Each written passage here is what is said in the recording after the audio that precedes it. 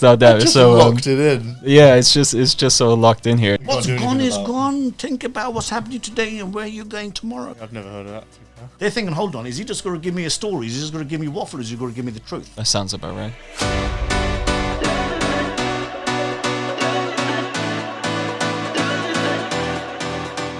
All right, nice. Let's get this started. Let's get the party started. Yeah, cool. I thought we might as well just start and go straight into it in terms of your experiences with the market so far. Just sort of use the data as a backdrop for your, I guess, more anecdotal evidence. Not so, try not to sound the too. more recent market. Yeah. This would have been like the latest data from February. So the data that were being collected by Zoopla from February. That's what I usually go off when I'm sort of getting the state of things. Yeah.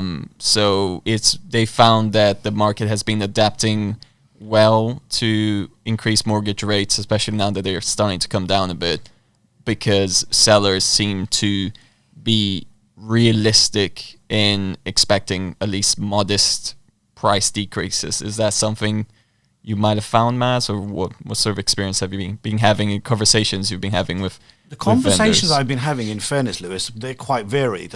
North London's all of London it's a different animal. They're very au fait. I think vendors in London, it doesn't matter where you are, anywhere in London, they're very au fait with what's happening with market trends, Right. Fluctuations with regards to price increasing, decreasing, what's happening with regards to mortgage rates, inflation, and just general state of play. But what I found, especially within North London, I've been there for a fair number of years, they are very open to negotiating one. Right. Initially, they were reluctant as far as pricing was concerned and dropping on prices, and they were very much, no, this is what it is, this is what we've come in at, and I'm sorry, but basically, whatever the price is, we're not going to turn around and flinch from that. And I think a lot of, again, I keep using the word North London, but I can say Middlesex as well, which is a Harrow vicinity. A lot of agents there are they're prone to overprice 20 to 30%. Okay, Right. That much. yeah, 20 to 30% they overprice. Without denigrating other agents, because all agents are good. There's an agent which is like green and yellow in fascia and colour. They were pretty, prevalent in terms of coming in like silly prices. But what I found is the majority of vendors, if you speak to them, on grassroots level, they'll understand. I mean, if you turn around and say, look, we're doing what we're doing. We want to sell your property. We don't want the property to sit on the market. Properties that sit on the market, I just think as a general rule of thumb, because they are overpriced, as they are, where they are, as long as you speak to them and tell them, look, I'm not one of those high street agents that I've got a 12, 16 week plan to turn around and bring you down to a journey. I brought you one at, I don't know, say the property's worth 1 and I brought it on at 1.25 to give you like spiel or just give you general chit chat for a 4-month period to bring it down to a price point of 1 million. So they are now open and receptive to coming in to correctly price their properties. They're more au fait with that.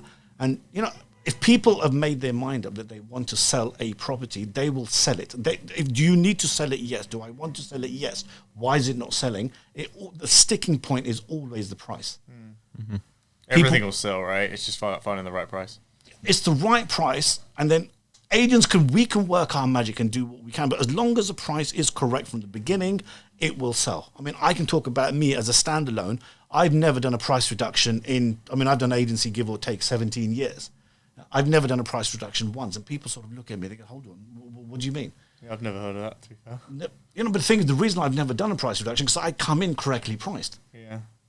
And if I lose instructions because of it, and then other agents are going to come in, be it agent B, C, D, E, X, whatever it is, good luck to you, but don't come back to me and say, Maz, you were rightly correct. Because, you can overkill or overexposure doesn't help. I mean, so North London, yes, they're au fait. Yes, they know that they need to reduce their price and their expectations haven't been met, and they've been given stories and they've been led down the garden path, but they are realistic and they're au fait with what they need to do and what they will do. So the market's moving in the correct way. So how's it with regards to where you are in your catchment area in South? Yeah, so you guys know I cover mostly Wandsworth and Southwest. Yeah.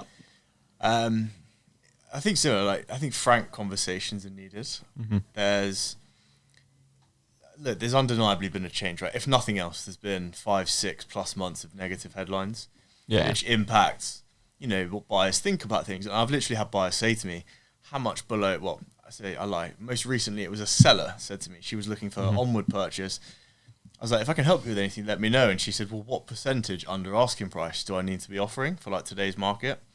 Right. I can understand why people would think that, but similar to what Maz was saying just a minute ago, there's different ways of pricing properties. And for me, the sort of traditional, for want of a better word, way of pricing a property high and then hoping that people come near it and you get an offer, that's not going to work in today's market. I think, again, back to what you said, you need to have a frank conversation about where we're at today.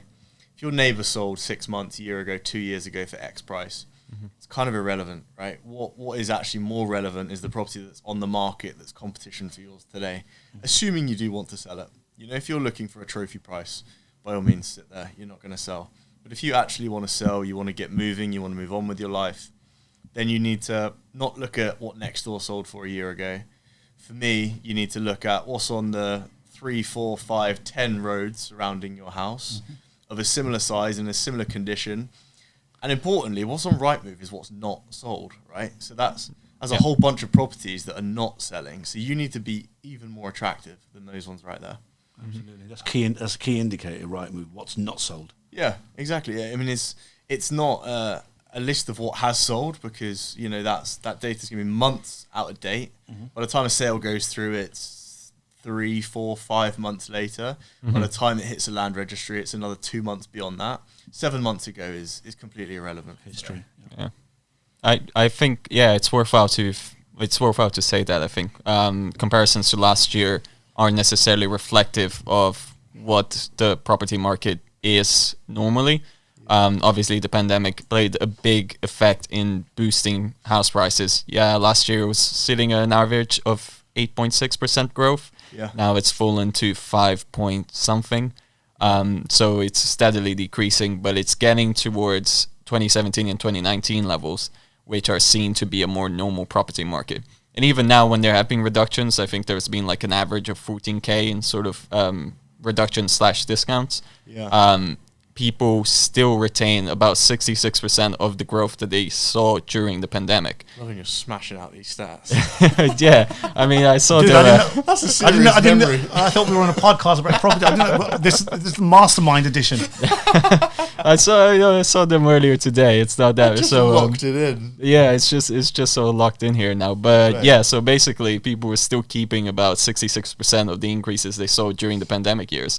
So it's not like they are losing any money, even though they have to provide a discount to entice buyers. They're still making money on it because of the boost in house price growth. I heard it explained really well recently. Someone said to me, they were like, unless you bought a house in like the last year or two, it's almost certainly gone up from when you bought it. It just might not be quite as high as it was maybe 6 to 9 months ago. I totally agree. And that's not such a... But then likely whatever you buy is also going to be cheaper. And if you're upsizing, as the majority of people do, you're call it 10% drop from where it was maybe a year ago.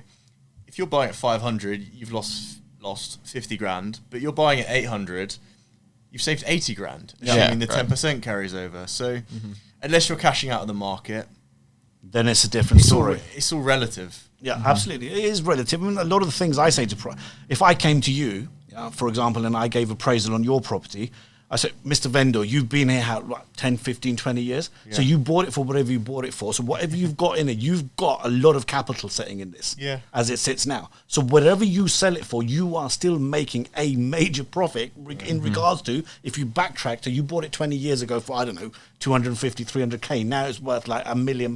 Yeah. So you've still got the chunk of money there. Yeah. I think, again, personal opinion, a lot of people, greed is natural. Greed is natural, and then, like you said, they will look at their neighbours. Oh, my neighbours sold it for this, and why can't I sell it for this? And I should get more. But the thing is, if we set expectations correctly at the beginning, Mr. Vendor, you bought this, you made an increase of 60, 70% in terms of value, over the time that you've been here, and as long as they can see that, and most people understand that, I know I bought it for this, and I'm going to sell it for this, but I think it all comes. I think the guidance is incorrect with a lot of but a lot of the guidance that's given, a lot of the advice that's given to vendors out there, it's never. It needs to be factual, correct, and transparent. I don't think it is.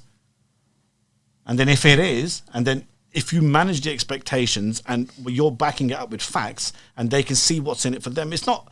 It's an asset. It's an asset to them, but most people are moving onwards, and they're going to be buying something else. So they're in this journey, and most people in their lifetime, they purchase properties and sell property. I think, 5, 6, 7 times in the duration of a lifetime. I mean, I'm 51, and I bought and sold properties, 4 times so far. Mm-hmm. Yeah, it's down to the motivations to move, and that's always going to exist. So even if there comes the dip in the market, as long as people have the correct motivations or like legitimate motivations that they need to downsize for whatever reason, or they just need like more space, if they have the right motivations, that they'll accept. I think there's also like there's a lot put on like financial figures, money makes the world go around and all that, I get, but ultimately if it's your home, right, if you've bought it as an investment property, I don't know, you've been sat on it for a while, or it's an investment, or it's got tenants in it, all those kind of things. Okay, money's the driving factor, right? But I bought a property with my partner, and our main motivation, it'd be fantastic if we made some money, but it was to get our first home, right? And it's been a brilliant home. And I don't have to worry about a landlord asking us to leave. We can do what we want with the place. A flat within reason. We can do what we want, but we can paint it. We can get our own furniture, and we love the place. And I've got, for the first time in however many years, a place to come back to. Mm-hmm. And when I come to sell it, it'd be brilliant if it's made money. Don't get me wrong, but I know that we've had a brilliant time in that property, and the next one's gonna be the same. And property has been a way of making money, but I think if it's your home, it needs to be seen as almost like a secondary concern. Obviously, make sure you've got an agent who's going to maximize the value for you, but don't always lead with the pounds. I think lead with a home. It's your nest. And if it's good, the next one's going to be your next home. Treat it as a home. Totally agree with you. Look, the old adage or the old saying or proverb, like, an Englishman's home is their castle. Yeah. So whatever, you can't measure the joy and the benefit that you're getting out of the home that you can't measure it from monetary. You can't, because your home is your home. Yeah. Whether you've got like your parents over for dinner, or your kids running around, or your friends over for a big Christmas party or something. That's what you feel every day. You don't sit there and look at your phone like you might do your stock portfolio and go, "Ooh, I'm up £1.20 today," or £850, depending on the level of price in the market at that moment. That's the way I see things, anyway. Totally agree. Yeah. Home is made by the memories, by the people, and what you've got in there. But you basically, you're living your life and you're living your dream, because it's your 4 walls are your 4 walls. Whatever you do inside. You can't put money on that. You can't put a financial figure on that. You definitely can't. Like, it's such a great feeling. And anyone who's not bought a property and they're thinking, is there the time right now to buy a property? There's always a better time. But today is probably going to be better than yesterday. It's probably going to be better than tomorrow. Sorry, today is going to be better than tomorrow. Yeah, you can't go backwards, but you can go forwards. You can always delay things, right? Couldn't get my words out. So, over time, property's always done well. One of my best friends, very, very affluent, done very, very well for himself. He goes, look, boom or bust. Yeah. He goes, if you own a property in London, you're a king. Yeah. Boom or bust. Even if it goes bust, it doesn't make a difference. It will boom at some stage. Yeah. And that's what it's all about. But then obviously people, like you said, you're right, Jack, people put emphasis on money and finance and financial. When you look at your phone, you're not looking at that. Yeah. And the marketplace, you need to have a quality of life. People live in North London, South London, Central London. People choose where they live, and people go to an area that they live because they want to go there. They've done their research before they've got to the area. But like you said, the first step on the ladder to purchase a property. That's a big thing. Statistically, maybe I'm wrong. You can correct me on this, Luiz, consider you're the mastermind there. Stat man. Probably Stat not. man. We'll see. Statistically, over 60% of people rent in London. Yeah? That sounds about right. The lesser number of people are owner occupiers, and the higher number of people rent. The people that rent, even I've got my investments, but I say to my tenants all day long, and people say, "Man, you crazy? You're their landlord." I said, "The money you're giving me, why don't you just turn around and get money together and purchase my property from me?" Once you own a home, there's no going back. Yeah. Again, with what Jack has said, if you look back, I like Oasis and those boys anyway, but don't look back in anger, because if you look back, you've got to get upset. You got to get upset. If it's and you personally, can't do anything about it. You can't. Don't worry about what you can't worry about. What's gone is gone. Think about what's happening today and where you're going tomorrow. Yeah. If you look back at all this, people get upset when you look back. Yeah. The journey is about today and about going forward. But as far as, there's a lot of doom and gloom. You watch the news. Yeah, it's never good news. But people will always want to purchase. People will always want to sell. So this is one marketplace. It doesn't matter if you're in London, Dubai, or you can be anywhere in Timbuktu. People will buy. People will sell. The supply and demand will always be there. Yes, it will fluctuate. Yeah. But people will always want to move, and people will always want to purchase. So either way, as long as people are doing that, we're still in business. But it's money makes the world go round, but what's the best asset to have? Property. I can't think of any. I know downstairs we sort of mentioned about Rolex watches and that, but that's secondary. That comes into luxury. But to purchase, how difficult. I saved for 15 years to turn around and buy my first flat, and I thought it was an achievement. And it is an achievement. I bet it felt brilliant. Dude, honestly, apart from, I thought I was the guy. Yeah. Yeah, you're right. Okay, let's break it down a little bit. What would you say is, what would you give as top tips? Ultimately, we sell properties, right? Yeah. If someone comes to you, your neighbour, here's your estate agent, knocks on your door, Maz. Yes. If people still do this these days. Yeah, they do. Rather contact you. I get random people knocking on the door. I'm selling my house and I'm going, Maz, what's the market like? Summarize it for me, and I want to get my property sold in the next month. What do we do? What do we do?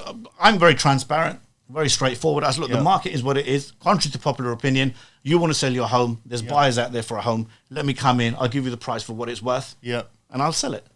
No spiel, no backstory. It is what it is. I randomly get people knocking on my door saying, basically, I want to buy your property. Yeah. Yeah. So then there are neighbours. Obviously, when you live on the road, what's my property worth? Is it worth more than his? Is it worth more? Yeah. But it's very simple. Come in, have a look, give them the right price. As long as you're transparent, you give them the price which is correct. Don't oversell it. Yeah. Tell them as it is. Yeah. Because anybody who owns a property, vendors know what time it is. They know what their property is worth. So they know everything. So they obviously, I think a lot of the time when we come in as agents, they're thinking, hold on, is he just going to give me a story? Is he just going to give me waffle? Is he going to give me the truth? So that's my opinion. How do you? If I flipped it back to you, if Maz knocks on your door, and said, "Look, I've got next door to you." Yeah. I would say, I think the way I'm looking at things now when I'm working with people, because there are many contradicting stories in the media and in the papers, and it can sound kind of negative, but our job is to bring enthusiasm to a property. Enthusiasm creates competition, creates a great price, and so I would just say to people, look, let me advise you. I don't feel personally that I or anyone can pick an exact number for what a property will sell for. Yeah. I think you can get a rough guide price. And then people come in, they get a feeling, and they offer what it's worth. So my job, for me, market the hell out of it with some great photography, great videos, all over socials, as many people through the door, and the market will tell you what the price is. Yeah, I completely agree, and I think at the end of the day, it's really important. I think that we highlighted that it's down to real personal motivations, whether you want to move or not, and that's always gonna be there. And it's about humans moving, and that's what's important. And with marketing, it comes down to 3 P's: product, placement, and price. Yeah. As long as we get that right, we're pretty much good to go. Lovely speaking to you guys. Likewise. Yeah, it's a pleasure. It's a pleasure, not a chore. Have a good one, guys.